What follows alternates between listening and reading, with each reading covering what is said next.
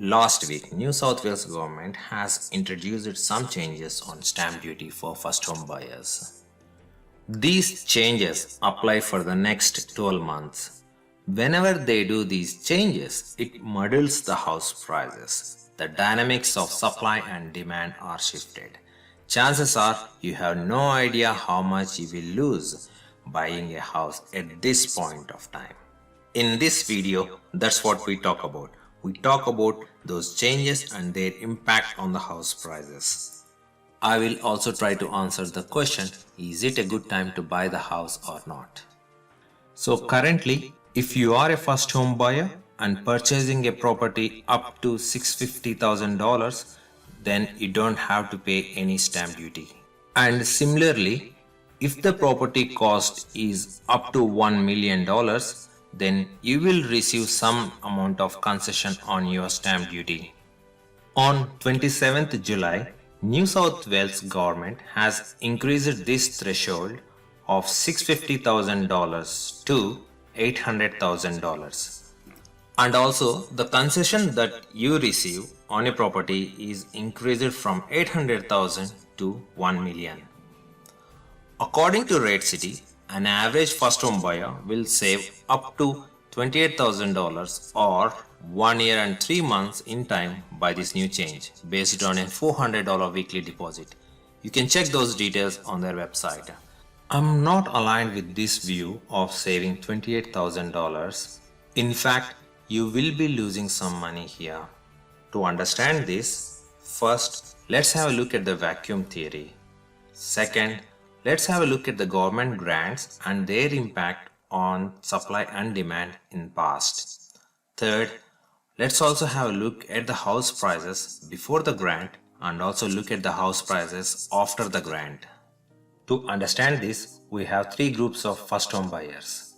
One group who are in the market and actively looking for a property to buy. Second group of people have plans to buy. They can also get finance from banks, but they have to save for their initial deposit. And lastly, we have the third group of people who also have plans to buy, but neither do they have the savings nor will the bank give them the finance to buy. So they are further down the road in their dream of getting a property. So the vacuum effect states that when government introduces grant for a limited time as they have done right now for 1 year, so the key here is limited time.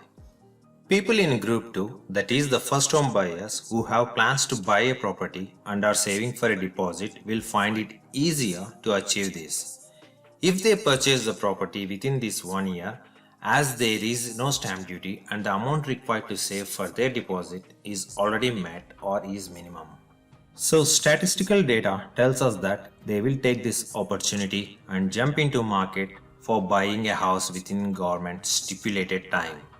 Even though Group 3 have plans to buy, their savings for the deposit combined with the government grant is not enough for them to secure a loan.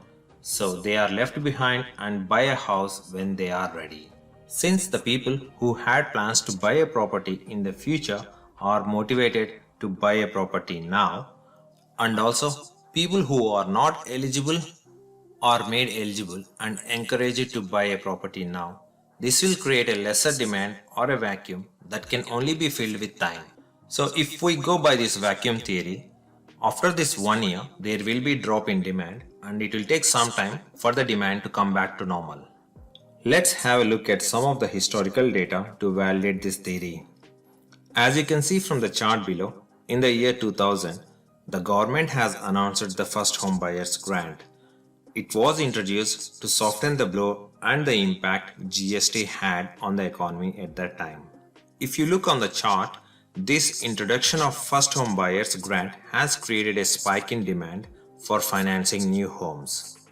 After a few months, the demand has dropped below the normal levels before returning back to normal. Again, during the financial crisis, an additional grant of $7,000 was provided, bringing the total grant to $14,000 to boost the economy.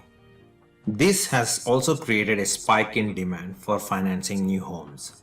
Again, after a few months, the demand has dropped below the normal levels before returning back to the normal. In both the cases where the government has introduced grant, you can see that the impact lasted for few months and the demand for financing new homes has returned back to where it was before taking a dip. So it looks like the vacuum effect is in play, where the buyers have decided to bring forward their decision to buy a property, creating a dip due to reduced demand. This chart here provides a historical data of impact of government grants on house prices. This chart here compares sales data 2 years before stamp duty concession was announced to 2 years after the stamp duty was announced.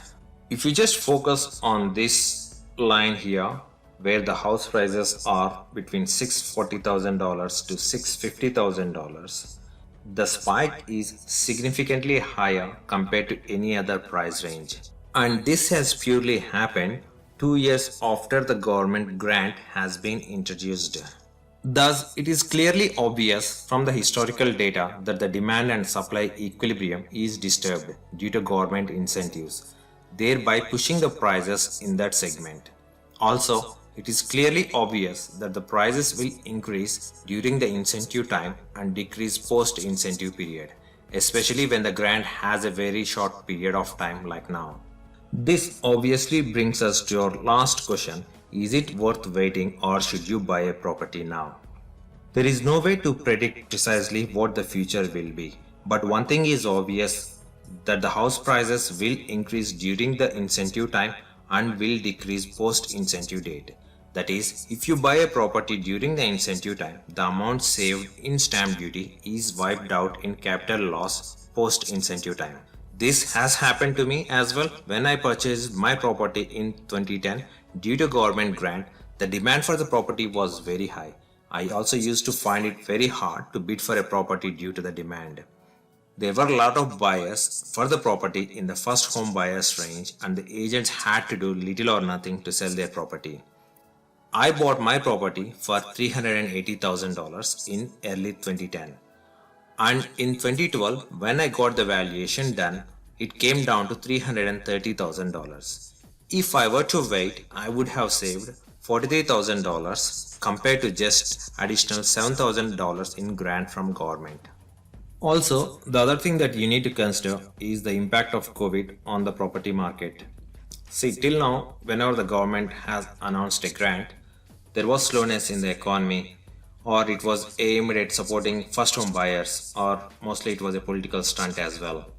Unemployment was hovering between 4 to 6% all these times. Now with the unemployment so high, the companies are not having any revenue and businesses closing, people still in lockdown, it is hard to see a similar demand. So this is what I am anticipating. There won't be any spike in the demand, so that also means that the house prices won't be going up that much.